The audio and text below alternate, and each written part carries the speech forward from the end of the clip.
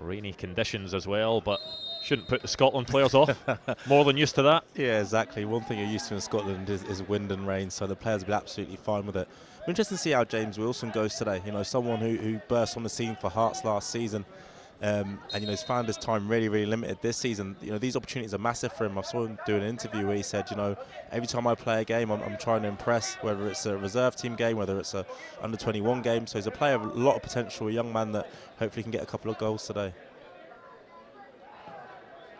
Right-footed delivery from him, and it looked as if Scotland had the opening goal, but the whistle is gone for a foul, and Scotland will have to wait for that opener. Yeah, the referee blew quite early with that one. It's obviously seen two players coming together. I think there's a bit of a block. Yeah, I mean, it's not much, but he's made a decision nice and early, the referee. First real chance to show what he's got on the ball. And the pass through is a nice one, and Scotland have the opener, and it's James Wilson on the score sheet once again against Gibraltar. He got a hat-trick in the home match, and he's got one less than 20 minutes into this game. Absolutely brilliant from Scotland there. You know, the run from Wilson is fantastic. Have the ball down the outside with Todd, you know, plays the ball backwards, and what a through ball that is, by the way. Wilson playing on the back of the defender, keeps himself on side, and a fantastic finish from the young man. Leo Harding goes forward, and David Watson skipping by the challenge, trying to go through the legs. Scotland could be in here, though, and it is James Wilson. It takes a deflection and then tipped over the bar by Harry Victor. James Wilson so close to his second. Again, really alive there, isn't he? You know, takes a really good first touch, goes round with the defender, and he's just looking to strike that towards goal. Like you said, it takes a deflection. I think the keeper actually ends up tipping it over the crossbar. Andy Todd unable to skip by the challenge of Julian Brito, but Scotland once again have it back, and it's James Wilson. Slices it just by. Scotland unable to get that second goal yet. Yeah, again, you know, he's alive. Watson does extremely well. He puts pressure on Gibraltar to turn the ball over. Donovan again, back to Ure. That was Ure's pass that led to Scotland's opening goal. Trying to get another assist here. It's chested down brilliantly. And Emilio Lawrence with the strike that has managed to be blocked, but just loses out.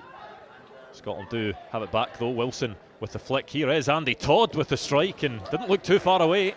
No, it didn't, and it's definitely a player with that sort of quality to test the goalkeeper from that sort of range. So again, you know, Scotland turn it over, then Gibraltar get it, and then Scotland counter-press them, which is something they weren't doing in the first half outside of Watson, who created a chance for Wilson. But again, second time they've done it in the game. This time Wilson counter-pressing and Todd getting a shot away. Yeah, 10 appearances for East Fife this season. Was on the bench for Dundee United in the Conference League qualifiers earlier on this season, as the ball comes in and headed just over. Another big opening for Scotland. James Wilson at the back post, but can't direct that header on target. Yeah, and that should be the goal. You know, that's what I'm speaking about. Stephen forward to Andy Todd, gets it back. Taylor Stephen, and that one has gone in, and it is a goal for Taylor Stephen. I'm not sure he meant it, but he will absolutely take it, and Scott Gemmell and these Scotland players will absolutely take it, because it's tough conditions in Gibraltar, but Scotland have a second and surely wrap up the points. Yeah, well, listen, I'm not sure he has meant it, but one thing he's done since coming on, he's been very positive with all his plays, put a lot of balls into the box. You know, he's trying to link up with Todd on numerous occasions, and listen, he's probably got that one slightly wrong, but it's even better than the cross. It ends up in the back of the net, so I'm going to give it to him actually. I'm going to say he does mean it. I'm going to give that to him. I'll take the positives into the next game. I think a wee bit of extra time will be added because it is a minimum, but the referee, Michele Beltrano, sounds the full-time whistle